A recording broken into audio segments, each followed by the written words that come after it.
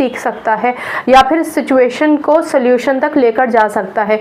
तो अल्टीमेटली ये जो लाइन है ना, कोलर ने माना कि मानव प्रयत्न व भूल द्वारा नहीं सीख सकता। यानी आप ये नहीं कह सकते कि बार बार ट्रायल करेगा, एरर करेगा, फिर ट्राई करेगा, फिर गलती करेगा, फिर सीखेगा। नहीं, ऐसा नहीं है। अगर उसके सामने कोई सिचुएशन आ जाती है, कोई नवीन परिस्थिति आने पर वो व्यक्ति उस स्थिति का अवलोकन करेगा। व्यक्ति ही नहीं, इवन पशु भी, अगर कोई स्थिति परिस्थिति उसके सामने आ जाती है तो वो पशु हो या फिर मानव हो, उस स्थिति का अवलोकन करेगा, जांच पड़ताल करेगा कि स्थिति है क्या। फिर अपने उद्देश्य की पूर्ति को सामने रखकर व्यवहार करता है। सीखने की क्रिया पूर्ति तक चलती है।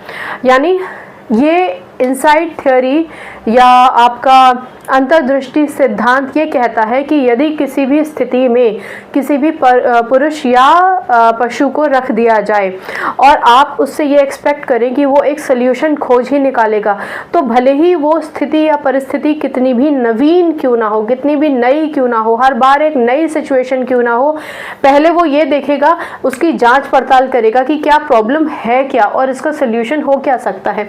फिर उसके बाद वो अपना उद्देश्य देखेगा कि उद्देश्य उसका है क्या। उस उद्देश्य के हिसाब से, ऑफ कोर्स उद्देश्य तो सल्यूशन ही होगा, उस उद्देश्य की पूर्ति के लिए वो जितने भी प्रयास होंगे वो करेगा।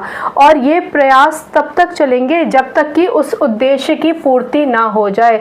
यानी कि जब तक वो उस परिस्थिति से निकल ना जाए तब तक वो व्यक्ति या पशु मैं इसलिए कह रही हूँ क्योंकि कोलर ने जो एक्सपेरिमेंट किया वो चिंपैंजी पे किया था, जो हम अगले लेक्चर में पढ़ेंगे और ये जानेंगे कि कैसे एक परिस्थिति में चिंपैंजी को रखा गया और उस परिस्थिति से कैसे उस चिंपैंजी एक सोल्यूशन तक पहुंचा या अपने उद्देश्य की पूर्ति उसने की।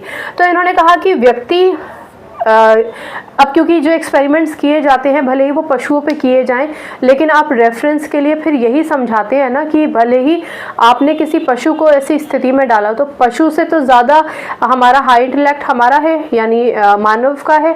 तो इसका मतलब कि मानव भी इसी तरीके से रिएक्ट करेगा, वो भी किसी नवीन परिस्थिति में समस्या को देखेगा, अवलोकन करेगा, उद्देश्य देखेगा और फिर प्रयास करेगा। ठीक है ना। सीखने को अंतर्दृष्टि या सूझ द्वारा सीखना कहते हैं। अंतर्दृष्टि होती क्या है? सूझ, सोच समझ के, सूझबूझ। आपने सुना होगा ना, बड़े लोग कहते हैं सूझबूझ का इस्तेमाल करो। बड़े लोग आपसे कहते हैं आप ट्रैवल पर जा रहे हैं, आप किसी नई जगह जा रहे हैं, नई नौकरी ज्वाइन कर रहे हैं, स्कूल कॉलेज में एडमिशन ले रहे हैं, और अगर आप समझदार हैं, उनकी बात समझ सकते हैं, यानी टॉडलर नहीं है, तो वो आपसे कहते हैं कि बेटा अपनी सूझबूझ का इस्तेमाल करना। तो ये जो सूझबूझ होती है ना, इसी सूझ को हम कहते हैं सीखना, यानी सूझबूझ का इस्तेमाल